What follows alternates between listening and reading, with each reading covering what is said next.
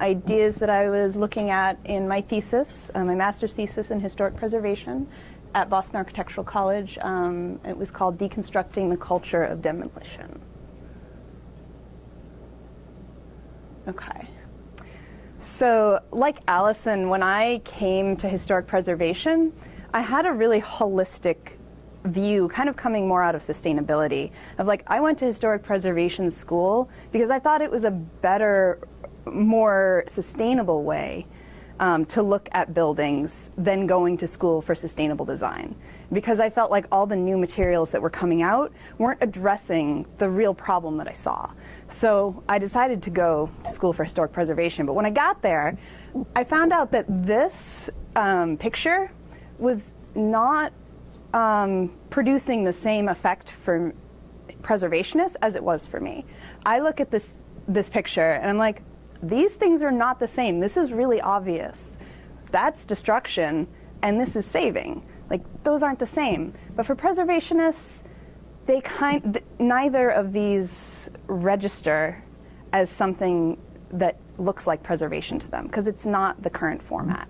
So in my thesis, I was just kind of looking at, well, what kind of ideas can I tease out to try to explain that materials as building components also deserve our attention through preservation. So, nope. Oh dear. Well, this is an older version of the presentation, and it doesn't have my updates. So I'm just going to say that it should say a fork in the road. Continue disposal or cultivate reuse. So I had an internship at the Moon Randolph Homestead in Missoula, Montana over the summer. And this is a place with strong cultural connections to salvage and reuse, both past and present. So the entrance of the Moon Randolph Homestead creates a fork in the road. And this single lane dirt track winds away from the paved road to the city landfill. So Spurlock Road leads to the city historic site, the Moon Randolph Homestead, a homestead where the traditions of materials reuse, salvage, and the peculiar creative human spirit that thrives in marginal places can be explored and experienced firsthand. So turning away from the road to the landfill, down the homestead's dirt road, which I'm standing on when I took that picture, so like landfill and then the homestead just kind of curls away. Every day, it got me thinking about culture, about patterns of use and disuse and how they change over time.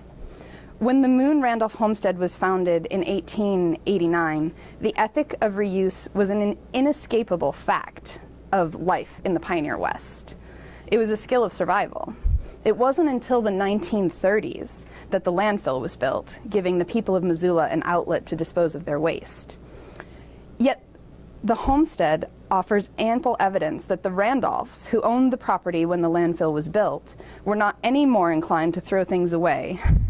Salvaged and repurposed items permeate the built environment of the homestead, from the barn with boxcar doors to the fence post, which include shovels, bed frames, and a few car chassis from the Model T era.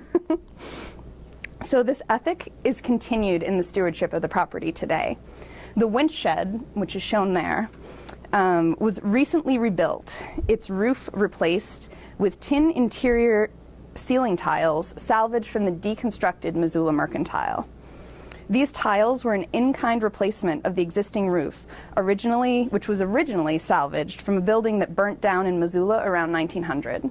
So the Randolphs gathered the original tiles themselves and put them up, and the current stewards of the property did the same thing. Okay. So outside the homestead, trucks lining up at the city landfill attest that throwaway culture has over time replaced the salvage ethic. And it is this expectation that the practice of both architecture and historic preservation are predicated on. And though preservation exists to promote the ethic of building reuse, demolition continues to form the ideological center of the practice, the worst case scenario that every preservation law seeks to avert. This binary struggle between preservation and destruction has resulted in omissions from preservation practice, most notably in the stewardship of a building as it approaches the end of its life cycle. So in my thesis, I examined the dynamics of heritage values as they played out in the deconstruction of my case study, the Missoula Mercantile. The Missoula Mercantile was constructed between 1882 and 1940, and it was home to the Missoula Mercantile Company from 1882 to 1959. At the turn of the century, it was the largest mercantile operating between Seattle and Minneapolis. The Mercantile continued to serve as the retail anchor of the Missoula downtown until 2010, when its anchor store Macy's closed.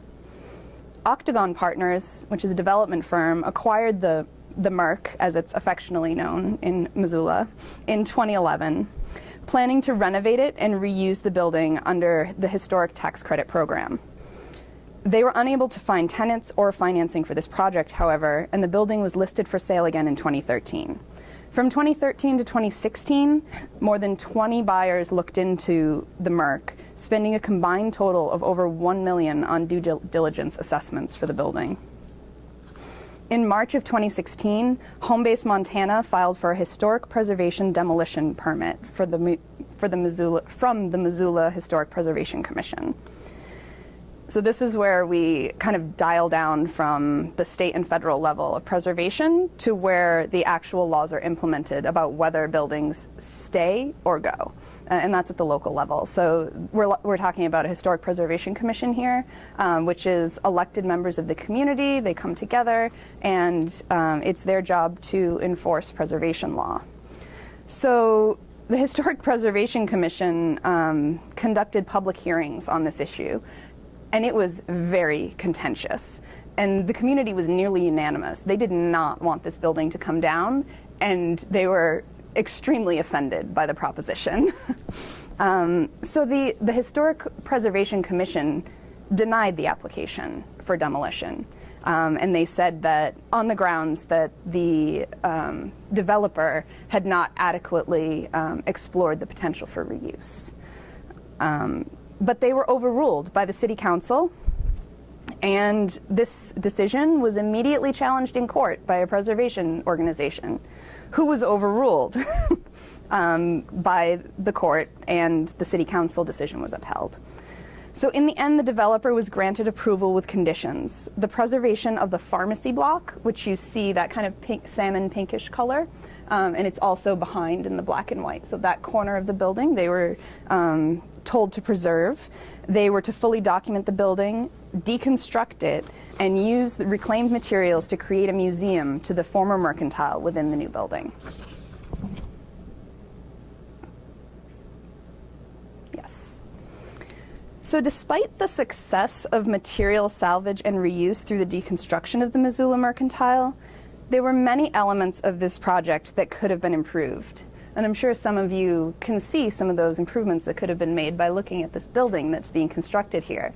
The pharmacy, I mean, it kind of looks like a large modern building tried to swallow a historic building and got something stuck in its teeth.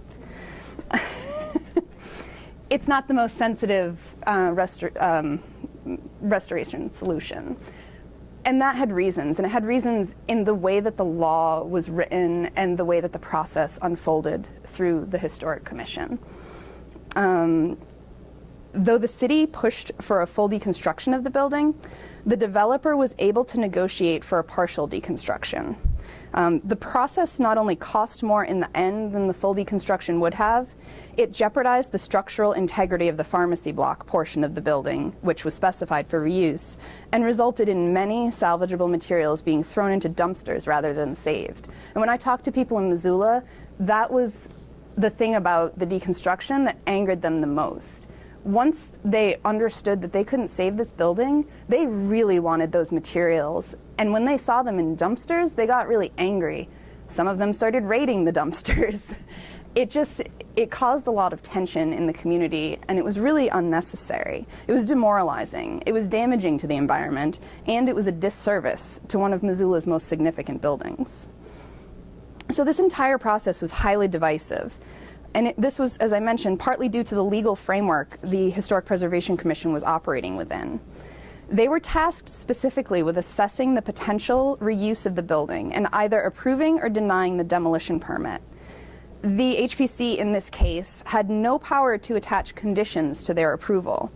Although the developer presented a vision for materials reuse that was designed to maximize the appreciation of heritage values, the HPC rejected these values, feeling that the developer was attempting to undermine the purpose of the hearings, which was only to evaluate the potential reuse of the building.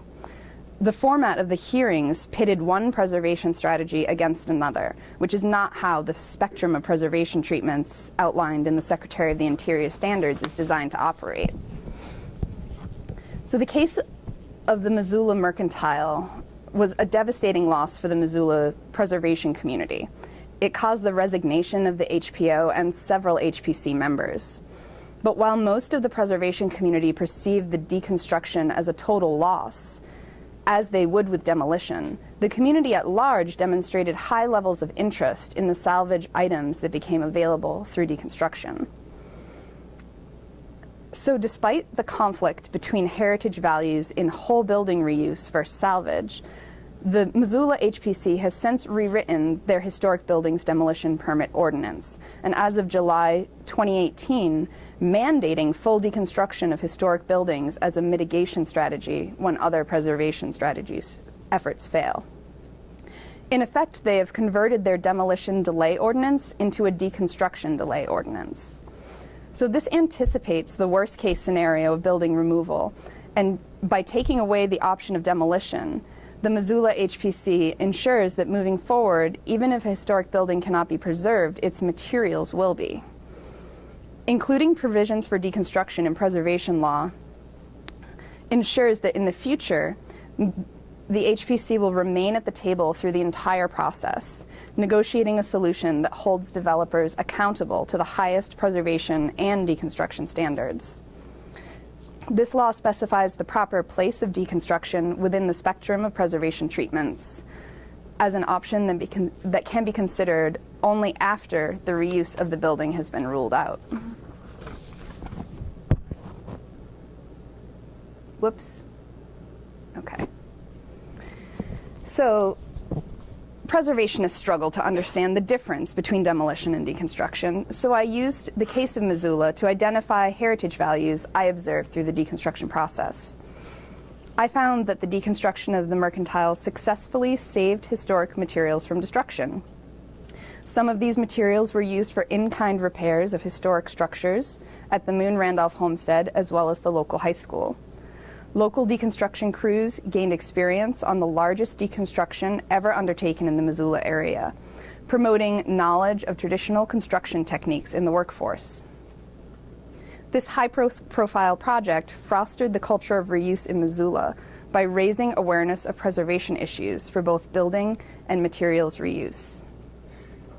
Both the developer and contractors made deliberate efforts to use salvage materials to provide community reconciliation through deconstruction,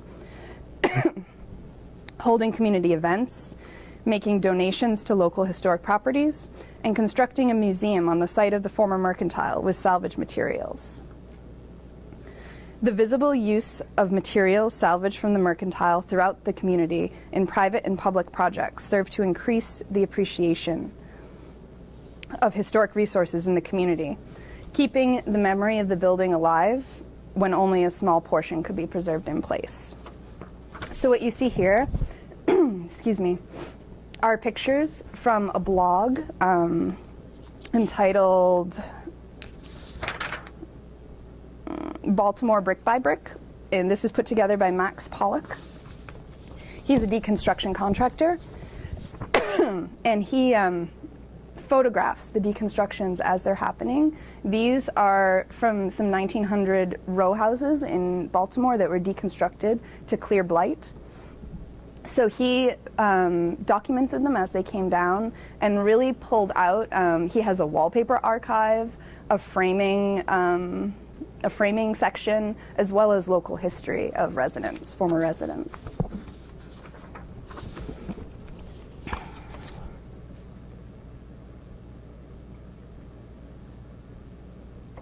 Oh good, this slide is in here. So Allison talked about this already. And I just really want to point out, here. There we go. So there are several aspects of historic preservation affiliated reuse retail that are unique to preservation reuse retail as opposed to other reuse retail outlets. They generally sell donated materials only from buildings about to be demolished or renovated. They sell items locally. There are residency or membership requirements in some cases, and no bulk dealer purchases. And this is all designed to keep the architectural resources local so that the cultural heritage that they represent can stay in the community where it's most significant.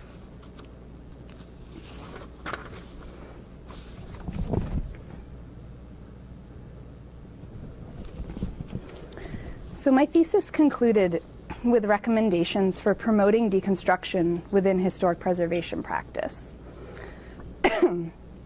I argued that the Secretary of the Interior standard should be updated to include deconstruction, specifying it as the most appropriate removal technique for historic buildings and identifying the range of treatments available for material once a building is disassembled, either for reconstruction, reuse, or repurpose, and provide guidance on choosing the appropriate treatment for historic materials. As those of you that work in the U.S. heritage field know, this is kind of a big request. You don't just change the Secretary of the Interior standards. It's not done, and it is the foundation of U.S. preservation law. But I find that it is an incomplete vision of what preservation can accomplish. And there is a whole, you go all through restoration, keeping materials intact, and the next treatment is rebuilding. So the materials were intact and now we're rebuilding them. What happened in between those two things? You can't get to one from the other in a logical fashion because they're skipping the point of disintegration.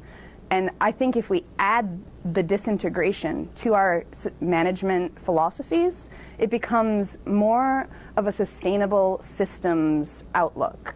It's not about historic preservation versus the world anymore, and nobody gets us, and why doesn't anyone understand? It's unifying with sustainability. So the ideas that I see coming out of the circular economy, design for deconstruction, all of these things, they really bring back this respect for the existing material and for existing buildings. And I think that respect is one of the biggest challenges in preservation, because everything in architecture is focused on new, and the whole system is set up that way. So since I've left Missoula, I've been working at a state agency that will remain nameless so that I can speak candidly about what I've observed there. So I worked in a state park, creating measured drawings of the historic buildings in the park. And as a side note, these are buildings that have been in state possession since 1938. They're measuring them now. Measuring and documentation is the first step of historic preservation. So I just found it rather strange that in 2018 I was the one to be able to document these structures. So of the 14 buildings that I surveyed, 12 were suffering from conditions of demolition by neglect. 3 were in the process of severe structural deterioration, and 1 had already been reduced to ruin.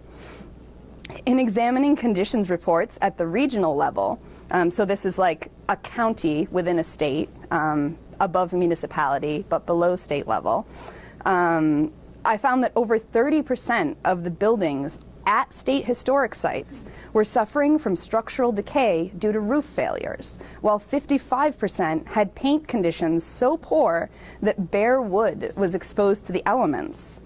So these conditions were found in a state that has a historic preservation law at the state level, requiring all state agencies to prevent the demolition or destruction of historic properties, including deterioration that leads to demolition by neglect.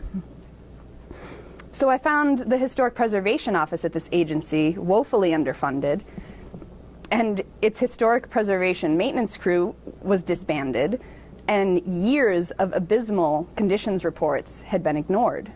In the state agency, the highest form of state historic designation and protection under historic preservation law has been completely inadequate to protect historic resources. So I just really felt like the issue of respect and the throwaway mindset that has made the maintenance of really all buildings last priority and spends huge sums of money on new buildings while old buildings are labeled too expensive. This is really a problem of culture, and that's what we've really been talking about a lot here. So I'm excited to see where this goes in the future, because I think that there's a really great potential for us all working together. So thank you.